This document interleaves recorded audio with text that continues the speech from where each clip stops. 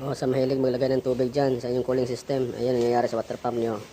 Kakainin yan ng kalawang hanggang sa maubos yan. Hanggang sa mag-overheat kayo. Ayan. Saka madaling masira ang water pump nyo pag tubig ang nilalagay nyo. Kita nyo, naglilik na. Meron na leak sa ano niya. Ibig sabihin yan, sira na yung packing seal niya sa loob kasi may mga ano yan sa loob eh. Pagkakalawangin yan, masisira talaga yan. Iba talaga pag kulang gagamitin. Pag kulang talaga, iwas corrosion yan, iba kalawang. Kaya healthy ang iyong mga bakal sa loob. Mga, ayan o, mga aluminum sa loob. Makintab yan pag kulang gagamitin. Kita nyo o. Ayan. Ganyan nangyayari sa ano nyo. Malaking problema. Kasi ito, pati radiator nito, kalawang din eh.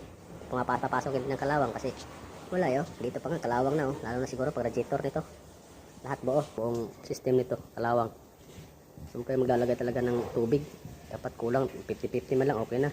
Marami kayong pera, solid yun na. Solid yun na ang coolant.